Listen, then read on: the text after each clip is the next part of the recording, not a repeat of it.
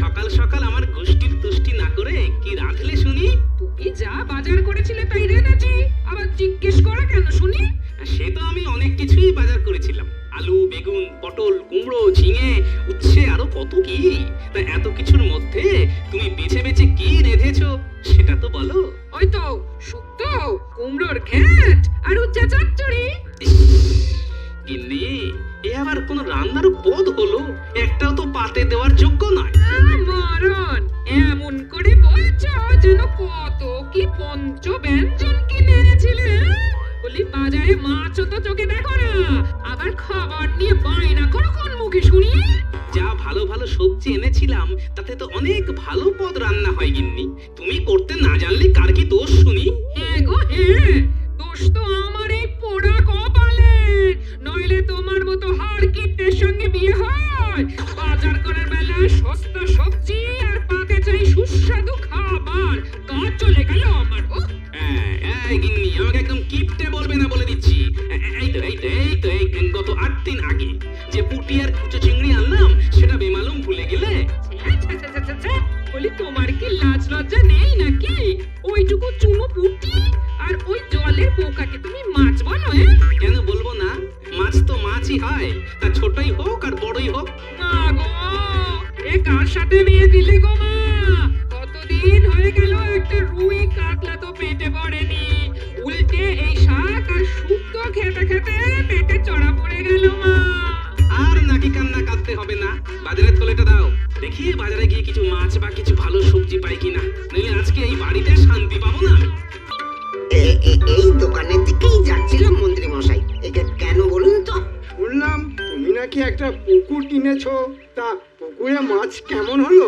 আর কি বলবো মন্ত্রী মশাই, পুকুরের দেখভাল করতে করতেই হাল খারাপ হয়ে গেল। এ তো খুব চিন্তার বিষয়। পুকুর কেনা সহজ, কিন্তু যত্নে রাখা খুব কঠিন। তা তুমি যদি চাও আমি না হয় পুকুরটা কিনে নেব। আপনি কিনবেন? কিন্তু আসলে কি বলো তো, কারোর দুঃখের কথা শুনলে না আমি স্থির থাকতে পারি না। ছোট থেকেই মায়া মমতা আমার বড্ড বেশি, বুঝলে কি না? সত্যি আপনি পুকুরটা কিনবেন মন্ত্রী মশাই? তবে আর বলছি কি, আমি কিনবো তোমার পুকুরটা। ওই যে বললাম, মানুষের কষ্ট একদম বরদাস্ত করতে পারি না আমি, তাতে নিজের ক্ষতি হোক তাও সই। কিন্তু আমি ভেবেছিলাম ওই একটা পুকুর থাকলে তার থেকে কটা ওই মাছ পাওয়া যাবে, তা বেচলে সংসারের খরচে কিছু টাকা পয়সা হাতে আসবে। আসলে ওই বাজারে সব জিনিসের যা আগুন দাম হয়েছে, একটা মিষ্টির দোকানে আর সংসার চলছে না। আরে বাবা, অত ভাবছো কেন? তোমার পুকুরটা আমি কিনবো শুধু তাই নয়, পুকুর থেকে তোলা মাছের অর্ধেক ভাগও তুমি পাবে। সত্যি আপনার আপনার মন অনেক বড় মন্ত্রী মশাই। আপনি আপনি মহান। আপনি যে আমার কত বড় উপকার করলেন সেটা আপনি ভাবতেও পারবেন না। এ আর এমন কি, রাজ্যের মন্ত্রীর তো এটাই কর্তব্য। তবে হ্যাঁ, পুকুরটা কিন্তু আমি লেখাপড়া করেই নেব। তোমার আপত্তি নেই তো? কি যে বলেন, আপনি আমার এত বড় উপকার করলেন, আমি আপনাকে ওই লেখাপড়া করেই পুকুরটা দেব মন্ত্রী মশাই। আপনাকে যে কি বলে ধন্যবাদ দেব তা বুঝতে পারছি না। আবার আপনি ধন্য, ধন্য আপনি। আরে থাক থাক, এ আর এমন কি। আজ বেটাকে আচ্ছা ঠকান ঠকিয়েছি।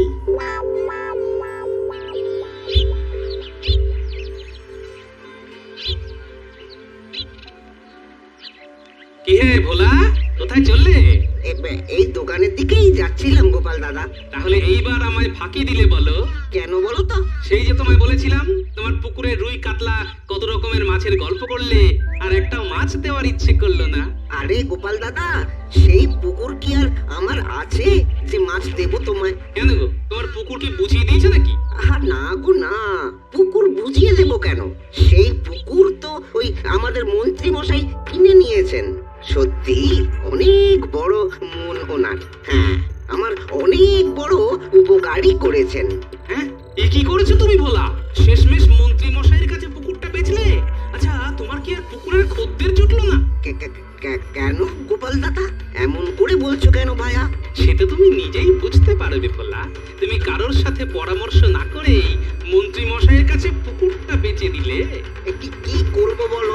একে তো ওই পুকুর নিয়ে মহা সমস্যায় পড়েছিলাম, এদিকে মন্ত্রী মশাই নিজে থেকে আমার উপকার করতে এগিয়ে এলেন।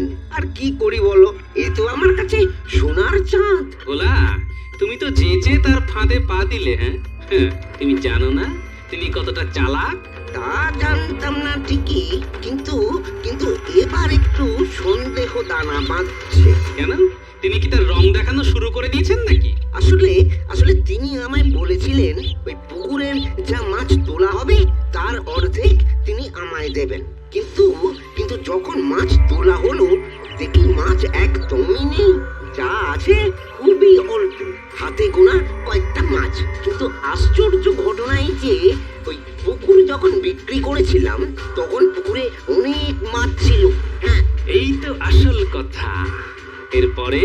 তারপর আর কি ভায়া, ওই মন্ত্রী মশাই তো আমার ওপরেই ওই হম্বি তম্বি দেখালেন না, কিন্তু আমার মনে সন্দেহ সেই দিন থেকেই রয়ে গেছে। আর আজ যখন তুমি বললে তখন তো শোনো ভোলা, আমি বুঝেছি তোমার পুকুরের মাছ কোথায় গায়েব হয়েছে। এখন তুমি কি চাও বলো?